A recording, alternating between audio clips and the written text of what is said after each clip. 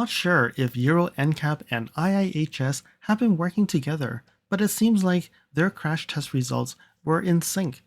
One was released a few days before the other, but I don't know why. They have been testing together or not, who knows. But recently, I've actually published the Euro NCAP Lexus RZ 450e, Lexus's first BEV, and it received very good scores. It had a 5-star safety rating. And today, we are here to look at the US IIHS Insurance Institute for Highway Safety.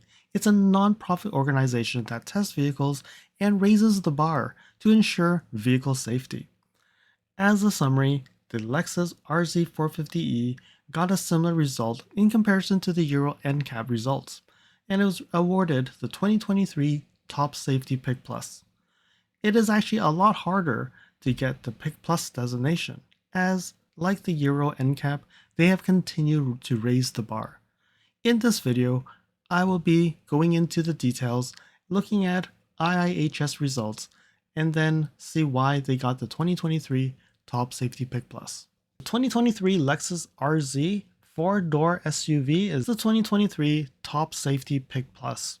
So what does that mean? It means it's one of the safest vehicles you can get on the road. So let's look at the results here.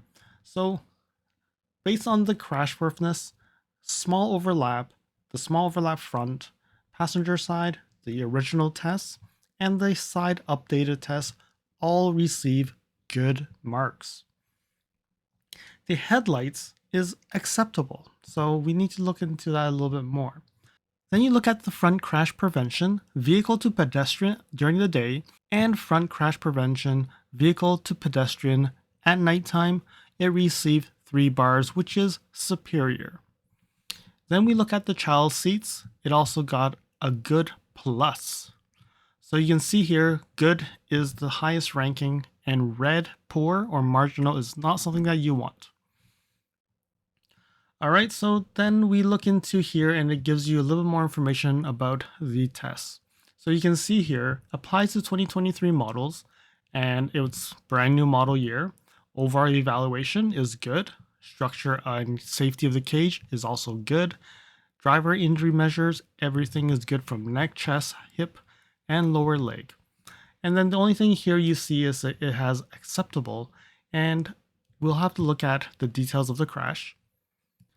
So it says that the dummy's head contacted the frontal airbag, but it started to move off to the left side because the seatbelt allowed excessive forward excursion of the head and the torso. So the side airbag deployed and has sufficient forward coverage to protect the head from the contact of the side structure and outside objects. So if you do look into this video, you would actually see that it actually touched the airbag, it swerved to the left, and then it touched the side airbag. So good thing is the side airbag was there. If not, the head would have actually hit the A-pillar. Alright, I'll have a link of this YouTube video of the crash so you can actually reference it. So you can see here, these are images of the crash. And you can see the dummy position after the crash. And this is actually where you can see that where it got acceptable, because it hit here and then it actually went in and then the head touched the side airbag. All right. And then this shows there's space for the leg is well maintained. So the injury was actually low. All right. And then the small overlap front passenger side, everything got good. So everything is good. You know that this has always been a problem with a lot of vehicles earlier, but now you can see this has actually been solved. And there's actually information about the pillar, the footrest, and all the side information. So you can expand to see all that. Then we have the moderate overlap front, the original test. Everything is good, except there's an acceptable on the leg on the foot, on the right side. Follow me on Instagram at LSFT Videos. You can see updates on my experience with the NX 450 Plus, which may not be shown on any future videos.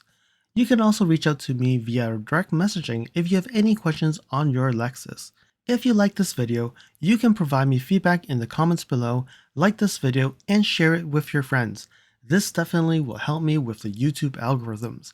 Press the subscribe button and bell icon and get notified when new videos show up. And lastly, if you want to support me further, you can provide me a super thanks, which is greatly appreciated. And now let's continue with the video. So it doesn't have more information on here, but why it got acceptable. And then we have the side updated tests and everything is good. So overall, it's actually quite good.